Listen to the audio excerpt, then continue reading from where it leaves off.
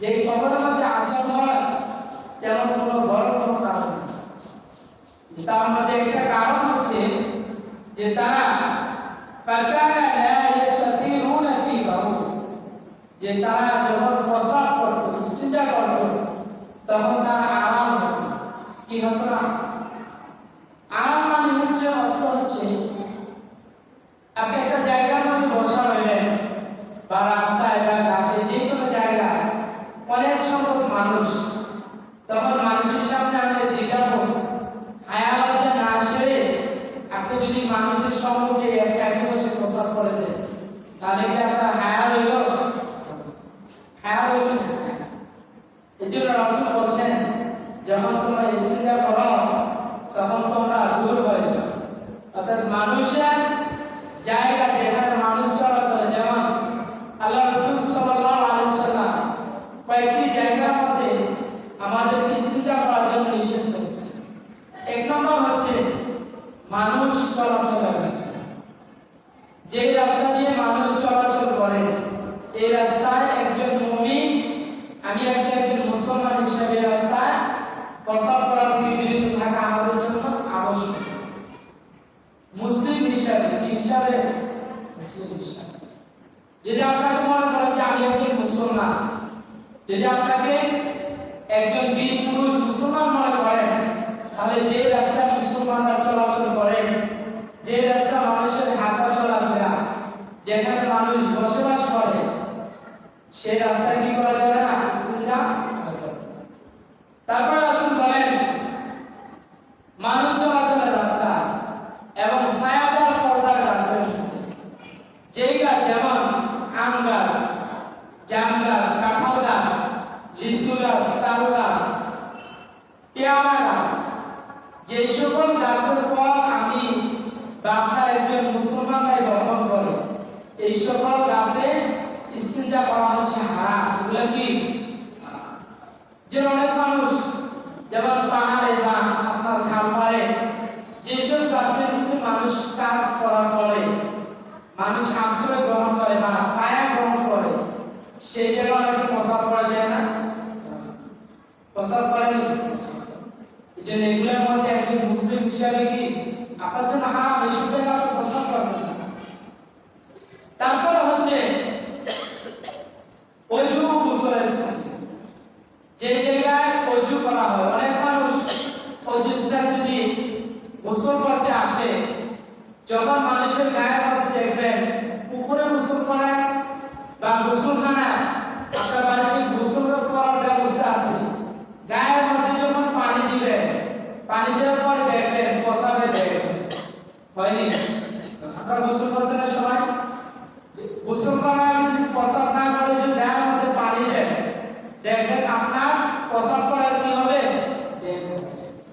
কারণ আমাদের শরীরে আমরা যে পানি পান করি এক একটা পানির সাথে এক একটা পানির সম্পর্ক আছে আসলে না দেখবেন নদীর পানি পড়ে না সাগরের পানি কলের পানি যদি একসাথে রাখেন এগুলো মেশিন খাবে দুটোটা যদি একটা গ্লাসে রাখেন পার্থক্য করতে পারবেন। রাসূল সাল্লাল্লাহু আলাইহি ওয়াসাল্লাম বলেন ওযু গোসলের সময় যখন আমরা গোসল করতে যাব তখন গায়ের মধ্যে যখন পানি দিবেন বা গোসলখানা বা পুকুরে নামবেন তখন দেখবেন গোসলখানায় নামলে আপনার প্রসাবে দেখবেন তখন আপনারা কি করবেন না সে ওযুখানা হোক বা পুকুরে হোক কি করা যাবে না গোসলখানায় প্রসাব করা যাবে। এই প্রসাব সম্পর্কে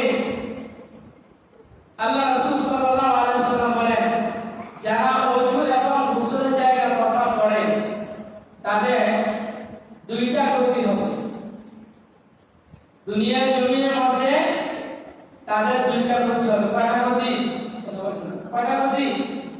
যারা ওযুখানায় এবং পুকুরে হোক বা গোসলখানায় হোক যদি প্রসাব করে কয়টা ক্ষতি হয়?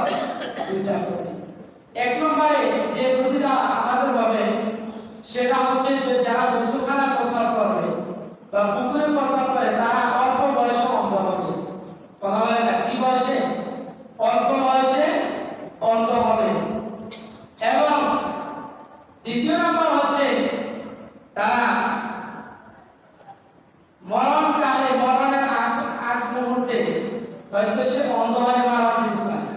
কি হয়? অন্ধ হয়ে মারা যেতে পারে, বা তার চোখের জ্যোতি কমে যাবে। দুনিয়াতে তার হায়াত থাকা সত্ত্বেও তার চোখের জ্যোতি নিয়ে যাবে। যেন আমি আজকের খুতবা আলোচনা ছিলাম ইসলামের পবিত্রতা। এই জন্য যদি পেশাবখানায় যান বা পুকুরে যান, তখন কি করবেন? পেশাব করবেন, এগুলা থেকে বিরত থাকবেন। তারপর হচ্ছে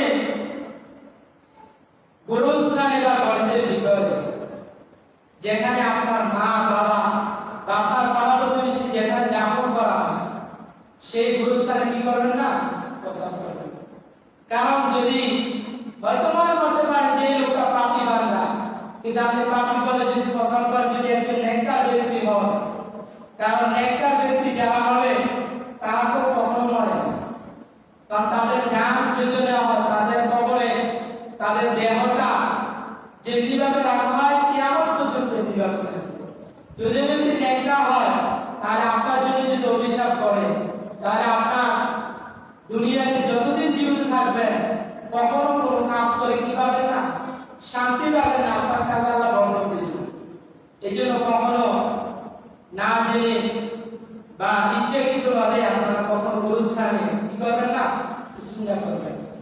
আর গুরুস্থানে যারা ইস্তিনজা করেন, তাদেরকে যখন কবরে দাফন করা হবে, তখন তাদেরকে কবরে দাফন করার সাথে সাথে তাদেরকে বিশাল আকার অজগর সাপ, যেটাকে আল্লাহ তাআলা কোরআন কারিমে ঘোষণা করেছেন, জাহান্নামের মধ্যে যে অজগর শাস্তি দিবে, সেই অজগরের একটা সামথিং রূপ, তাকে অজগরের একটা দৃশ্য দেখানো হবে। তখন দেখানোর পরে মুমিন বান্দা সে অজগর সাপ দেখার পরে সে অজ্ঞান হয়ে মারা যাবে, কিন্তু তার মারা যাওয়ার পর আবার তাকে উঠতে হবে, কিয়ামত পর্যন্ত তাকে শাস্তি দেওয়া হবে। কি করার কারণে? যদি গুরুস্থানে প্রস্তাব করে। তারপর হচ্ছে আরেকটা বিষয়, সেটা হচ্ছে দাঁড়িয়ে প্রস্তাব করা। কি করা? দাঁড়িয়ে প্রস্তাব করা। অনেক মানুষ, অনেক যুবক বাইরে দেখি এই আপনার হাঁটুর উপরে বা টাইট প্যান্ট যখন পরে, তখন বিভিন্ন জায়গায় যাওয়ার পরে দাঁড়িয়ে প্রস্তাব করে।